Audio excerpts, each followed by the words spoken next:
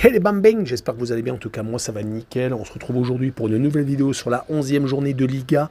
La 10e n'est pas encore finie, elle se termine aujourd'hui, mais j'enchaîne sur la 11e journée avec 10 matchs à analyser ensemble qui sont les suivants. Rayo Vallecano contre Cadix, Valladolid contre la Real Sociedad, Valence contre Majorque, le Real de Madrid qui reçoit Séville, donc un des gros chocs la saison dernière, mais qui cette saison malheureusement n'est pas à la hauteur à cause de Séville, l'Espagnol de Barcelone qui reçoit Elche, le Betis de Séville qui reçoit l'Atlético de Madrid, donc une des très belles affiches donc de la 11e journée, Villarreal contre Almeria, Gijón contre Osasuna, Barcelone contre l'Athletic Bilbao et le Celta Vigo qui reçoit Retafe. Mais n'hésitez pas à venir mettre un petit commentaire, un petit prono et abonnez-vous, et avec le petit pouce qui va bien pour relever le niveau de ma vidéo. Également, allez sur les réseaux sociaux, Twitter, Instagram et Telegram, une code safe et une code fun tous les jours. Bien entendu, le site VIP, l'adresse est sur l'écran et en description en dessous de la vidéo. On parle du classement.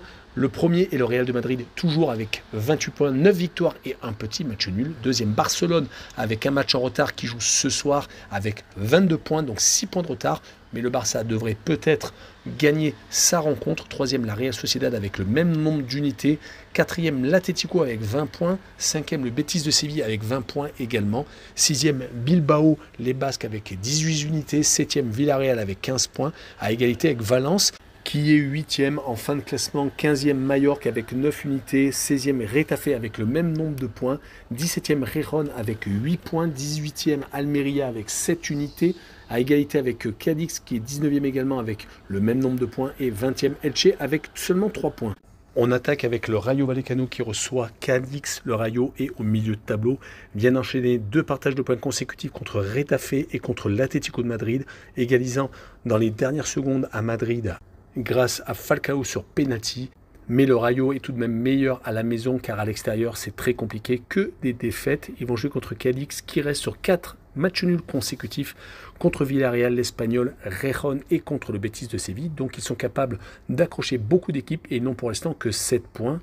Mon pronostic sera une victoire du Rayo Vallecano 2-1 et je verrai le plus de 1,5 but sur le match, une cote à 1,64. On poursuit avec Valladolid qui reçoit la Real Sociedad. Valladolid est 11e. Pour un promu, ce n'est pas si mal que ça. Sur les 5 derniers matchs, 2 victoires tout de même contre Retafe et le Celta Vigo.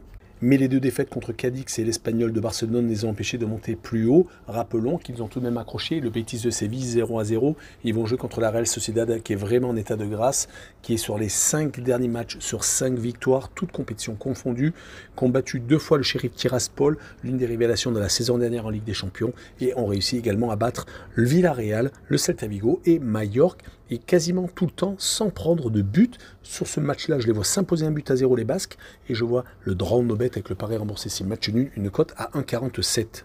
On enchaîne avec Valence qui reçoit Majorque, 2 équipes qui ne sont pas dans la même dynamique. Valence pour être beaucoup plus haut, ils sont actuellement 8e avec 15 points, mais ont fait beaucoup trop de matchs nuls sur les 5 derniers matchs. Ils en ont fait 3 contre l'Espagnol Elche et contre Séville.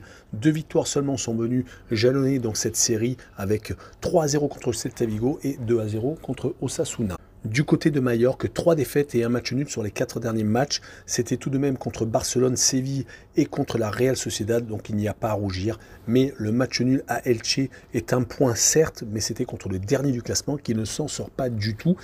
Je vois Majorque s'incliner 2-1 à Valence et je vois le plus de 2 buts sur le match, une cote à 1,66. On enchaîne avec une des affiches de cette journée, le Real de Madrid qui reçoit Séville. Séville va tout faire pour espérer remonter au classement. Le changement d'entraîneur avec l'arrivée de Sampaoli leur a tout de même fait du bien car ils ne perdent plus. Sont sur 3 matchs nuls et 1 victoire à Majorque. En Ligue des Champions, ils ont accroché le Borussia Dortmund en déplacement. De ne plus perdre leur permet tout de même d'accrocher le milieu de tableau avec une 12e place et 10 petits points. Et actuellement, leurs meilleurs résultats sont en déplacement à l'Espagnol et à Majorque, donc avec 2 victoires. Par contre, du côté du Real, c'est la fête au village. Bien entendu, Benzema vient de prendre le ballon d'or et il continue à gagner. Ils sont sortis vainqueurs du Classico 3-1 contre Barcelone et ils viennent de gagner 3-0 à Elche, même s'ils ont dû faire un tout petit peu la fête avec Benzema pour son titre. Ils ne lâchent rien. Ils n'ont pas encore perdu cette saison et je les vois encore s'imposer, mais 2-1 contre Séville, et je vois le Real marquer le plus de 1,5 but sur le match, une cote à 1,43. On continue avec l'Espagnol de Barcelone qui reçoit Elche. L'Espagnol est 14e, Elche est dernier. L'Espagnol vient enfin de gagner une victoire avec ce 1-0 obtenu contre le Real Valladolid à la maison. Il est resté tout de même sur 2 autres matchs sans défaite contre Valence et Cadix où ils avaient fait à chaque fois 2 buts partout. Fini donc les défaites. Ils vont espérer continuer contre le dernier du classement qui, eux, de leur côté, ne gagnent pas. Mais il est resté sur 2 matchs nuls consécutifs avant la grosse défaite contre le Real, 3-0. Sur 7 rencontres, je les vois s'incliner 2-1 à l'Espagnol et je vois le plus de 2,5 buts sur le match, une cote très intéressante à 1,94. On enchaîne avec la plus grosse affiche de cette journée, le Betis de Séville qui reçoit l'Atlético de Madrid. Le Betis est 5e, l'Atlético est 4e. Le Betis n'a pas perdu sur les 5 derniers matchs, gagnant et faisant match nul contre la AS Roma en Ligue Europa, ce qui est une très belle performance. Mais en championnat, ils font plutôt du surplace avec une seule victoire contre Almeria et 2 matchs nuls contre Valladolid et Cadix. Ça leur a fait perdre un peu du terrain sur les premières places. Ils vont jouer contre l'Atlético où ils n'auront plus le choix s'ils veulent continuer à espérer la Ligue des Champions. L'Atlético, lui, vient de se faire accrocher à domicile contre le Rayo Vallecano. Sur les 5 derniers matchs, le bilan est franchement moyen. Seulement 2 petites victoires, 2 matchs nuls et une défaite.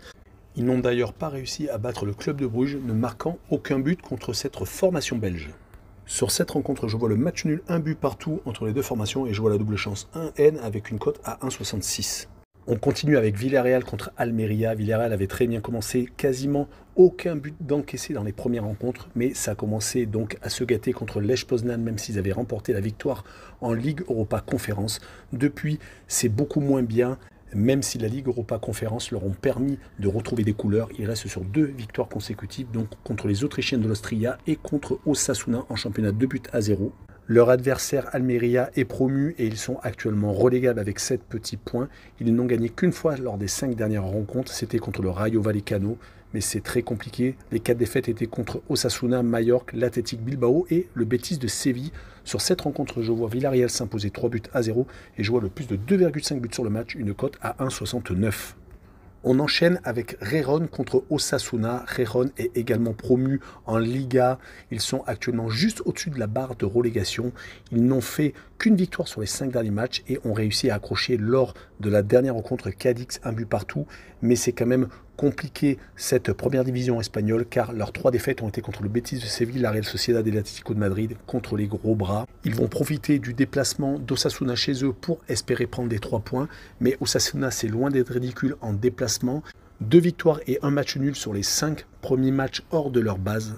Et ils sont pour l'instant classés 9e, ce qui est vraiment très intéressant. Et je les vois s'imposer 2-1 chez le promu. Et je vois la double chance N2 avec une cote à 1,55.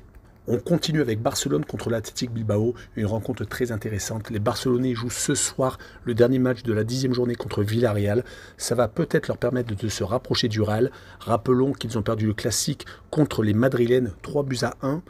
Et qu'en Ligue des Champions, c'est assez compliqué car ils ont perdu leur duel en match aller-retour contre l'Inter de Milan, perdant 1-0 en Italie et faisant 3 buts partout à la maison. En championnat, même s'ils sont perdus contre le Real, c'est quand même pas si mal que ça. 4 victoires sur les 5 dernières rencontres. Et à domicile, c'est quasiment parfait, sauf le 0-0 d'entrée de jeu contre le Rayo Vallecano. Depuis, ils se sont rattrapés et n'ont plus pris de but. Ils vont jouer contre les Basques, qui sont toujours le poil à gratter de cette Liga. Ils ont par contre 3 matchs consécutifs sans victoire contre Séville, l'Atlético de Madrid et Retafe récemment. Je les vois perdre 3-1 à Barcelone et je vois les 2 équipes marquées avec une cote à 1,70. Et on finira avec une rencontre entre 2 équipes du deuxième partie de tableau avec le Celta Vigo 13e qui reçoit Retafe qui est à une 16e place assez compliquée. Les 2 équipes n'ont qu'un point d'écart. Le Celta Vigo n'a gagné qu'une fois sur les 4 derniers matchs, donc ils ne sont pas dans une superbe dynamique. Côté Retafe, même s'ils sont moins bien classés, reste sur 2 matchs sans défaite contre le Rayo Vallecano et les Basques de l'Athletic Bilbao. Mais sur ce match-là, je vois un but partout entre les 2 formations et je vois le plus de 1,5 but sur le match, une cote à 1,40. Voilà, on en a fini avec cette vidéo. N'hésitez pas à mettre un petit pouce et à vous abonner. Ciao les bambins!